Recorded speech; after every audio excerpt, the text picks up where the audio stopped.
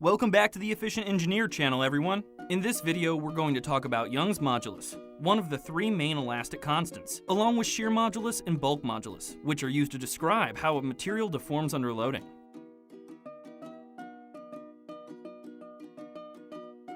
Let's introduce Young's modulus using the tensile test.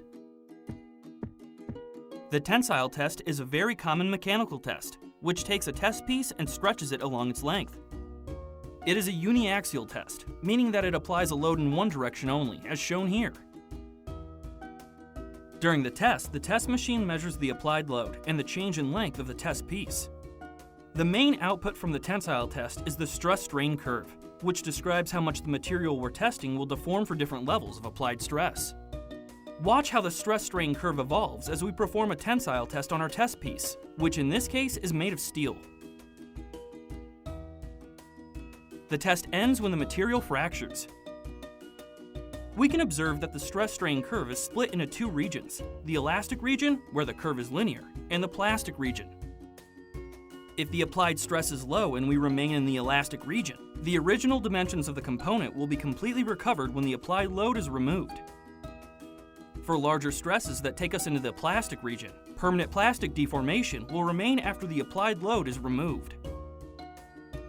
In the elastic region, the stress-strain curve is a straight line for most materials. This means the strain is proportional to the applied stress. Hooke's law gives us the relationship between stress and strain in this linear elastic region.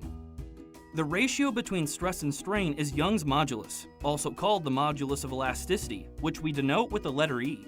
It has the same units as stress, so PSI in US customary units and pascals in SI units.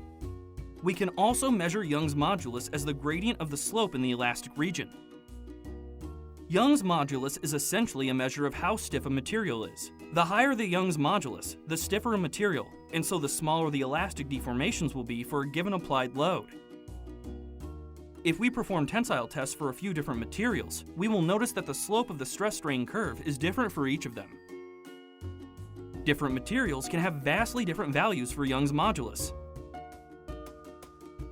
For anisotropic materials like wood or composites such as carbon fiber, the value of Young's modulus will depend on the direction in which the load is applied.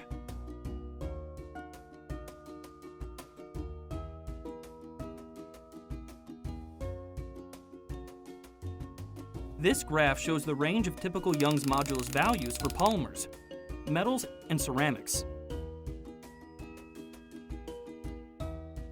In general, ceramics have higher values of Young's modulus, metals have slightly lower values, and polymers have much lower values.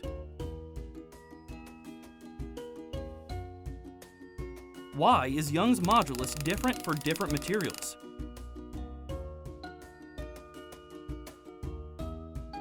Understanding what is happening at the atomic level can give us a better understanding of Young's modulus.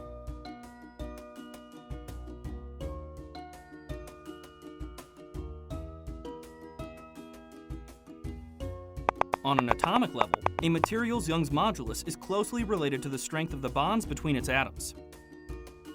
We can imagine these interatomic bonds as tiny springs connecting adjacent atoms. Elastic strain is the result of an increase in spacing between the atoms of the material and is resisted by the strength of the interatomic bonds, or the stiffness of the little springs in our model. This is very different to the mechanism behind plastic deformation, which involves rearrangement of the position of the atoms.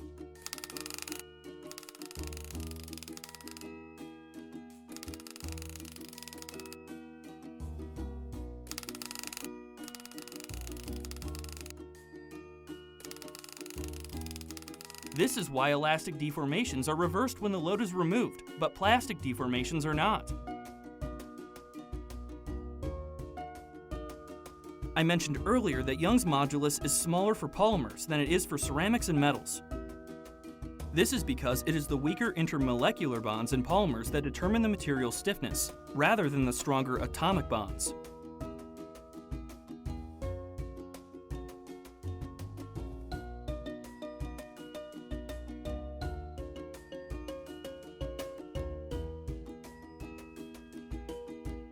Looking at things on the atomic level can also help explain why differences in Young's modulus for alloyed metals tend to be small. Let's take the example of carbon steel.